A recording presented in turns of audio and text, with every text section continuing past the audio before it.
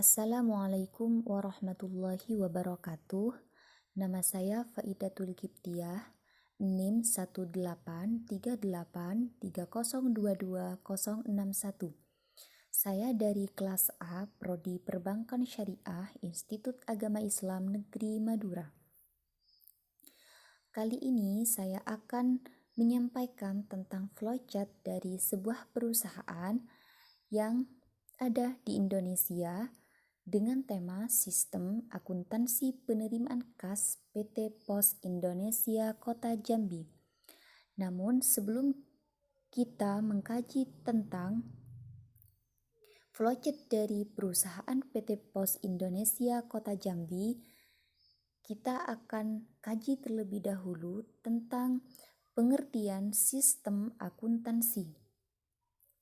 Sistem akuntansi ini merupakan salah satu bagian dari sistem informasi di mana dalam hal ini digunakan oleh manajemen dalam mengelola suatu perusahaan.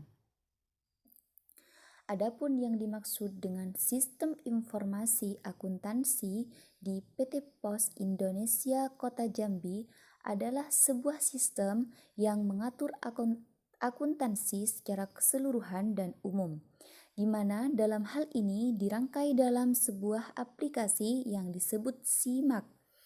SIMAK secara kepanjangannya adalah Sistem Manajemen Akuntansi.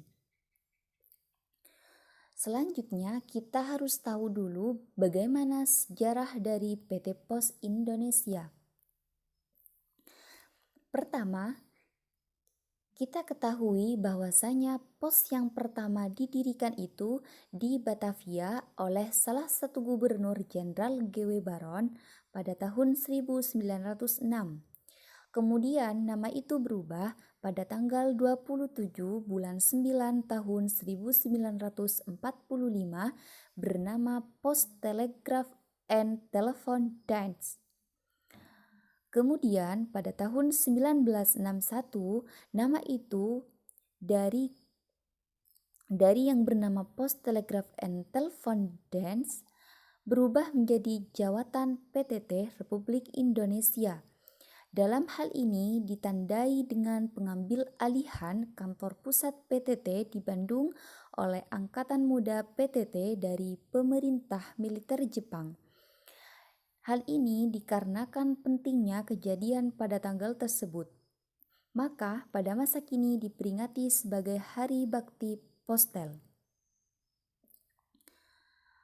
Berdasarkan Peraturan Pemerintah Nomor 240 Tahun 1961, status jawatan PTT berubah menjadi perusahaan negara atau bisa kita singkat dengan nama PN Pos dan Telekomunikasi.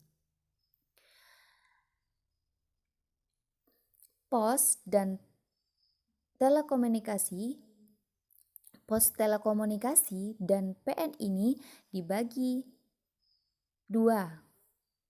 menjadi dua, yakni menjadi PN Pos dan Giro berdasarkan Peraturan Nomor 29 Tahun 1965 dan PN Telekomunikasi berdasarkan Peraturan Pemerintah Nomor 30 Tahun 1965. Kemudian berdasarkan Peraturan Pemerintah Nomor 19 Tahun 1979, status PN Pos dan Giro diubah lagi menjadi perusahaan umum atau Perum Pos dan Giro. Kemudian pada tanggal 20 bulan 6 1995 dengan dasar hukum Undang-Undang Nomor 1 Tahun 1995 tentang Perusahaan Perseroan Peraturan Pemerintah Republik Indonesia Nomor 5 Tahun 1995 tentang pengalihan bentuk perusahaan umum.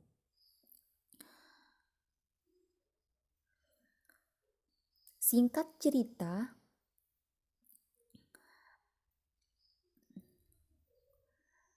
sebagaimana yang telah diubah dengan Akta Notaris Suyipto SH nomor 89 tanggal 21 September 1998 dan nomor 11 tanggal 28 Oktober 1990 pendirian tentang masalah pendirian perusahaan Persero PT Pos Indonesia.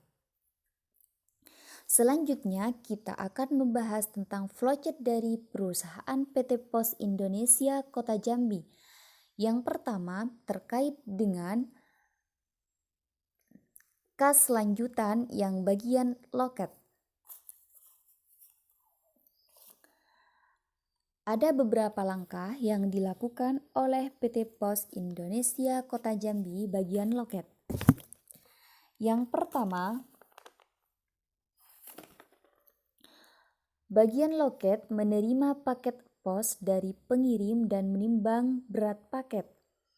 Langkah yang kedua, bagian loket mengisi tanda terima kiriman rangkap 3 secara manual dan memungut biaya yang dibebankan kepada pengirim. Bagian 3, bagian loket menyerahkan tanda terima kiriman lembar kedua ke bagian pengirim. Kemudian langkah yang nomor 4, bagian loket menempelkan tanda terima kiriman lembar ke-1 pada paket. Bagian yang kelima yang dilakukan oleh PT Pos Indonesia Kota Jambi bagian loket yaitu menyimpan tanda terima kiriman lembar ketiga sebagai dokumen sumber pencatatan jumlah saldo penerimaan kas ke dalam neraca loket. Selanjutnya, langkah akhir yang dilakukan oleh bagian loket PT Pos Indonesia Kota Jambi yaitu pada akhir dinas bagian loket melakukan pencatatan total pengiriman paket pos ke dalam neraca loket dan membuat baksheet yang berisi rincian pengiriman paket pos. Nah, keenam ini merupakan langkah-langkah yang dilakukan oleh bagian loket PT Pos Indonesia Kota Jambi. Selanjutnya yaitu bagian pengawas, di mana ada 3 langkah yang dilakukan oleh bagian pengawas atau bisa kita sebut dengan bagian pelayanan PT Pos Indonesia Kota Jambi. Yang pertama, bagian pengawas itu menerima neraca loket dan baksheet dari bagian loket. Kemudian langkah yang kedua yang dilakukan oleh bagian pengawas itu membandingkan neraca loket dengan baksheet jika cocok, kemudian membuat rekapitulasi neraca loket.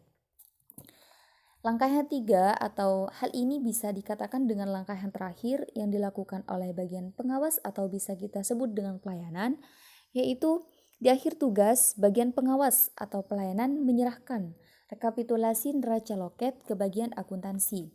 Nah, ketiga ini juga merupakan bagian yang dilakukan oleh pengawas atau pelayanan PT Pos Indonesia Kota Jambi.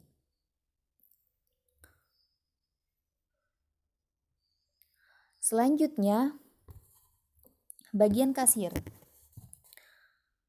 Pertama yang dilakukan oleh bagian kasir yaitu bagian kasir menerima neraca loket dan uang tunai dari bagian loket. Selanjutnya yang kedua yang dilakukan oleh bagian kasir, menghitung uang tunai yang distorkan dan mencocokkan dengan jumlah yang tertera di neraca loket serta menumbuhkan tanda tangan sebagai tanda uang tunai telah distor. Yang ketiga, bagian kasir membuat neraca kasir untuk diserahkan ke bagian akuntansi. Yang keempat, atau ini merupakan hal-hal yang dilakukan oleh bagian kasir PT Pos Indonesia Kota Jambi adalah pada akhir dinas, bagian kasir menyetorkan uang tunai ke bagian keuangan.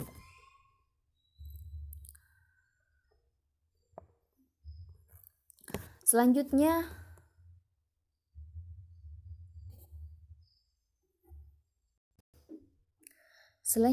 yaitu bagian keuangan. Bagian keuangan ini yang dilakukan oleh bagian keuangan PT Pos Indonesia Kota Jambi, yaitu ada 2. Yang pertama, bagian keuangan menerima formulir bukti stor kas yang telah diisi oleh bagian kasir.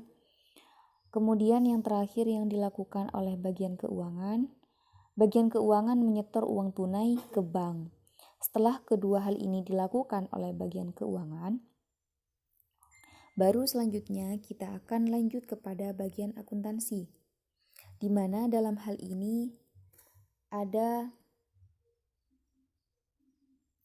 3 hal yang dilakukan oleh bagian akuntansi pada perusahaan PT Pos Indonesia Kota Jambi.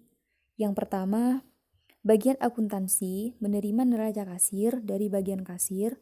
Selanjutnya, bagian akuntansi melakukan pencocokan neraca kasir dan rekapitulasi neraca loket, kemudian mengisi buku kas harian pada akun pendapatan layanan komunikasi sebagai biaya paket pos yang dibebankan kepada pengirim. Kemudian, langkah terakhir yang dilakukan oleh bagian akuntansi pada perusahaan PT Pos Indonesia Kota Jambi, yaitu pada akhir bulan atau di akhir bulan, bagian akuntansi ini melakukan rekapitulasi buku kas harian atau disingkat dengan yang namanya BKH untuk mengisi buku besar unit pelaksana teknis atau BBUPT dan melakukan penyesuaian jika diperlukan. Mungkin dari kelima flowchart yang telah disampaikan oleh saya itu merupakan flowchart dari perusahaan PT Pos Indonesia Kota Jambi. Mungkin hanya ini yang dapat saya sampaikan terkait dengan sistem akuntansi penerimaan kas terkait masalah flowchart dalam sebuah perusahaan PT Pos Indonesia Kota Jambi. Kurang dan lebihnya mohon maaf yang sebesar-besarnya. Wallahul muwaffiq ila aqwamit thoriq. Wassalamualaikum warahmatullahi wabarakatuh.